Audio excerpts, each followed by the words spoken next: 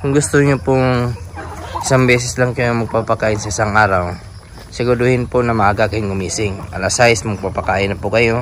Ihanda na po natin yung kanilang tubigan. At bago tayo aalis po sa ating manukan, ay mag-iwan na naman po tayo ng pagkain po na para pang hapon. Ibig sabihin, ibibigay na po natin sa aga. At kakainin po na yan hanggang hapon. At sigurado yung ating mga manok po, hindi na po yan lilipad, hindi na po yan lalayas. Masasanay po yan dito. Ang manok kasi na hindi po pinapakain sa tamang oras o sa saktong oras, ay malaki yung tsansa na aalis po yan. Maghanap po yan ng pagkain. Sa pag-aalaga ng manok, siguraduhin po talaga yung pagkain. Siguraduhin po din po natin na yung tubig talaga na puno. Hindi maubos yung para po sa isang araw na pagkain at saka tubig. Ginagawa po natin yung isang beses na pumapakain sa isang araw kasi nga yung ating manukan po malayo sa ating bahay, nasa 7 to 10 minutes. At para makatipid sa gasolina, pwede po natin gawin po yan. Hindi na tayo makabalik sa hapon, lalo na po may konti tayong pinagkakabalahan. Pwede gawin po natin yan. At kahit sa mga nagtatrabaho po ng 8 to 5, pwede natin gawin po yan. Isang beses lang po yung magpakain. Kaya nga napakaganda din po talaga na magkaroon ng extra income dito sa mga nagtatrabaho. Hindi ka naman po mamumblima dito, lalo na po native yung alagaan nyo. Dapat balon-balunan po nila katambayan, talagang punong-puno bago tayo alis. Para yung mga maiwan po na pagkain ay ibibigay natin panghapon, hindi yan kakainin nila. Unti-untiin na nila kakainin yan hanggang maghapon. Tanghali, ganoon tayo mag-alaga ng native. Iniwanan natin ang pagkain ng tambayan. Pang buong maghapon na yan, tubig. Hindi pwedeng wala yan, madaming tubig dapat. Ipanti tayong maalis dito. May pagkain tayong iiwan buong maghapon. May damo, so pwedeng pang merienda nila. Alis na po tayo. Tapos tayo po magpakain, alas 7 na. Alas 4 na hapon na tambayan, pero yung manok ni kuya ay nasa labas na. Dugay nakagalagag manokol? Pila ka years? 15 na katuig, mga native puro? Grabe no? Abot tig 100 desay, abot tig 100. Mga saygol kasagaran mo alaga ko no? Ato yung mga putos gawas. Manglayat sila ko no? Yung mga katambayan, dami pala dito. Bibili tayo ng ano dito, ng rooster. Oras ng tingkain ngayon. 15 years na nag-alaga plus tatay. Asa po nin mo ginabaligay mong mamanokol? Ginadalas pambot? Konsumo? Sa laod. Konsumo pala katamay, ginagalaga si angkol ng mamanok dito. Pero na regular gabili diri kol? Na regular gapalit diri. Regular ba na kada semana nagapalit diri? Pwede dyan mautag customer ko lang sa Bisaya.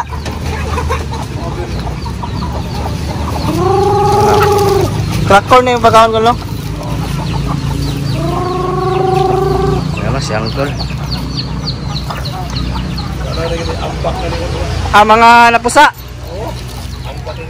Mga nakapisa katambayan no? Imo mo nga diri kol, pila ka bokol? 20. 20 kapin, nasa 20 kapin. Dagan ay galumlon dira day. Dami pa nang galimlin dito katambayan. Kato lang kasi mga gagbay kay nangitog na puro na nangitog sila. Sige lang kol, mangita na tag kuan karon. Kana usa man na apil pa nimo, roster lang nimo. Roster lang mo iso? Ang dami na dito. Ay dagan day kaglaki day kol. Pwede ta kapalit pag isa dala kol. Kanang dira kana pili ano daw? Para pang kasta ba? Duha ako mapalit na laki ba? Musuod na sila diya. Musulod sila dala. Tapos mo na pirahan lang. Yan. Asa kayo ito yung mong dirikol, laki ko lang, nadirikol no? Nadir itong isa katambayan no? Rooster. Ihaw na ko kani ko sa. Lagyaw ka isa. O na may bisita ko diya. Mabuno pang konsumo po ba? Sarangga ni Highland, banana diya. Bata pa na ko lang. Bata pa rin. Wala po kitahod. Bata pa ini ya. Uno ni nagbuok ni kadagkuan niya, ibalit ni palit man. Di palit. Dapo kay katambayan no. Pang ano, pang kasta ba? Wala tahod good. Yan. Buntag hapon nga kapakaon yung recall. Oh, buntag hapon. Aw ba no, di napagusgawas ko lo. Apa yung nagkakaon, anak ko pa na, lumurun. Nasa labas yung iba katambayan.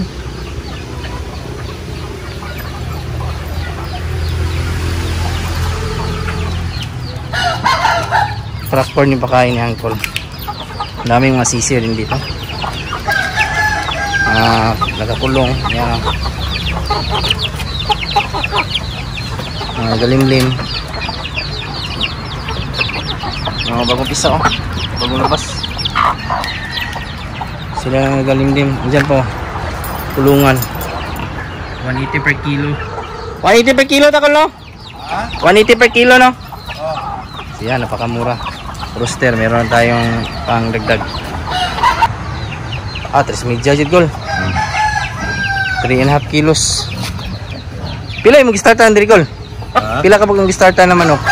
Tulungan ka, lungaan. 3 ka mungaan. Sa kalaki. Sa kalaki. Daghan mo na ni mga kuan lugayan, bigalaga day gol 15 years. Oh.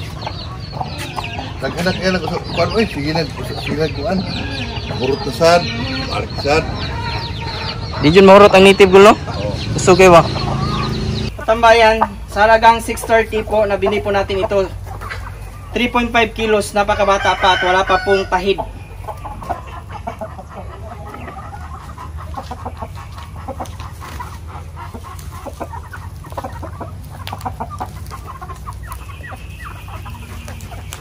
Katambayan, sa halagang 630 po, nabili po natin ito. 3.5 kilos, napakabata pa at wala pa pong tahid. At hindi pa po ito hindi sanay na nakatapak sa lupa kasi nasa kulungan lang po palagi. Yan. At yung ating tandang dito na hulo syamo, hindi pwedeng pakawalan silang dalawa. Baka magpatayan. Yan o. Wala pa pong tahid yan. Tahid ba tawag sa Tagalog? Ito, kailangan talaga talian. Hindi pwedeng wala. Baka magpatayan, sayang yung ato mga binili po na pangkasta. Yung babae na lang po ang lalapit sa kanila. Ayan yung natin dito. Magiging set up sa ating rooster. So yan na yung ating bagong bili. Lalaki pa po ito. Saigon na ito. May line Saigon. Isang rooster natin nandun. Tingnan natin. Mahirap kasi kung pakawalan yung dalawang ito. Magpatayan talaga.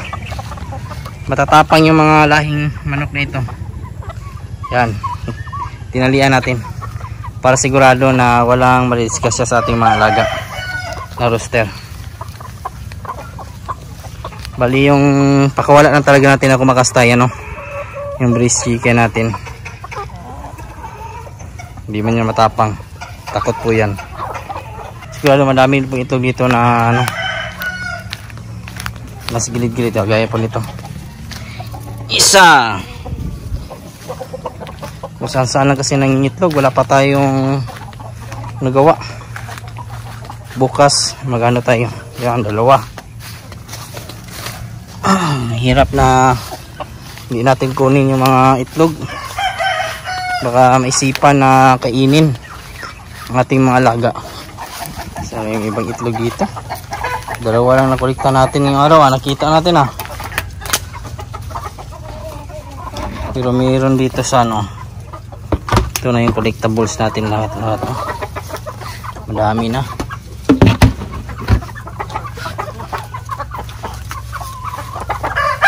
Imagine po si Tatay Grigo Lara nakapag-alaga o tumagal po ng 15 years po sa pag-alaga ng native chicken.